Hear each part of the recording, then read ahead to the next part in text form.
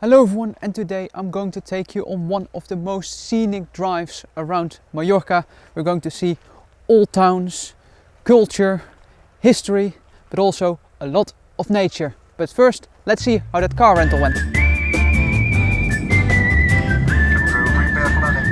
And let the trip in Spain begin. I'm in Palma de Mallorca and the big question is, I've rented a car for £8 for 3 days rental. The deposit amount is €2,000, so it's quite big, but £8 for 3 days rental, it seems not right, but we'll see if we can find a car.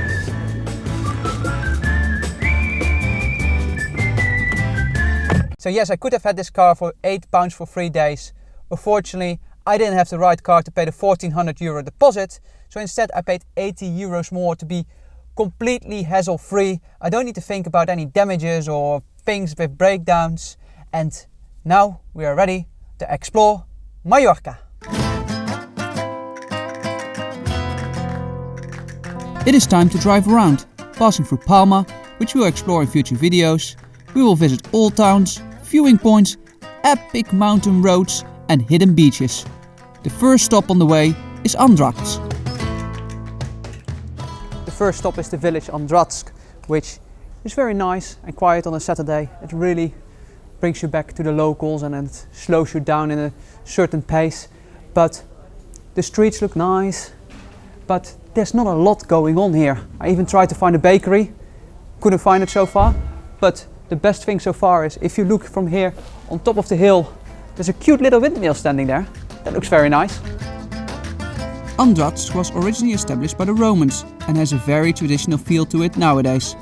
From here, it is only a very short 15-minute drive to the picturesque fishing village, Sant Elm. The beauty of traveling on your own. We're now in Sant Elm, a little detour of what I have planned, but I had some time left. And this is the first time that I could see the sea, which is a beautiful place, and it's off season, so it's really quiet, but it also means that most of the restaurants are closed at the moment. And still, no bakery, so I'm getting quite hungry. We'll enjoy the peace of the sea a little bit longer and then we'll move on. And I really need to find a bakery. From the east part of the island, we now move to the north. The landscape starts to change dramatically. We are entering a mountainous area and the views from the side of the island are just incredible. The roads here on this side of the island are just amazing to drive through. Driving through the mountains, overseeing the sea, and those viewpoints along the way are definitely worth stopping.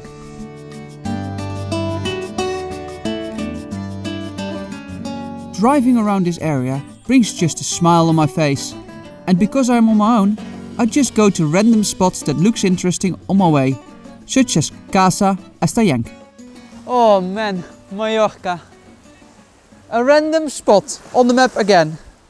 Casa Estellenc, or how you would pronounce it. And again, no one, because it's November, off season, and it's so remote. It's so beautiful. The water is blue. There's this kind of waterfall falling down there from the river. And I wasn't even planning to stop here. It's just I saw it on the map, I had some time left and I'm on the way to Solars for later on and just random stops, but it's just so pretty.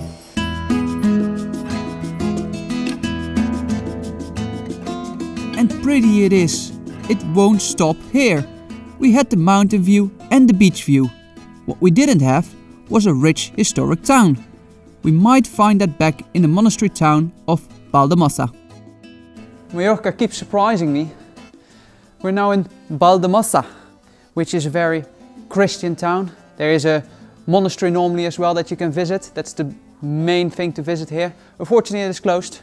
Not sure if it is because I'm out of season or due to COVID. But besides that, there are those little plaques next to the houses that tells you a little Christian story. There's still churches that you can visit.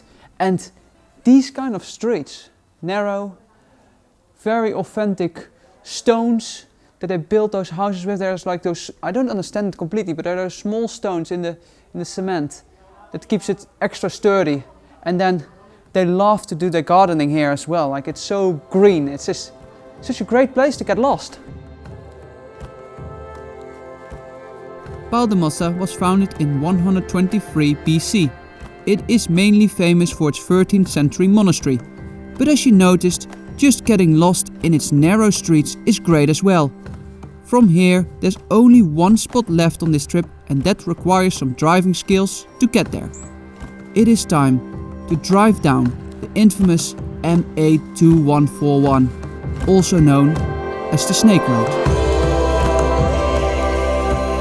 Designed by Antonio Peretti, built manually in 1932, it is a true engineering masterpiece. It features 50 curves, most of them hairpins, and 2.5 km with an average slope of 7%. It descends for over 10 km where you will reach a dead end at Calobra. But even then, at Calobra, the adventure isn't finished. The beauty that is waiting for you here once you have left your car, walked around the town and discovered some caves leading into something unforgettable.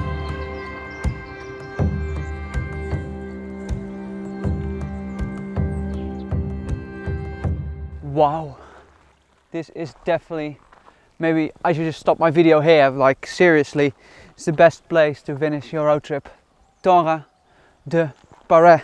I'm not even talking about the road driving up here. I don't know how many hairpins there is there. It's such a brilliant road engineering work what I did there. That's like a brilliant piece of road to drive.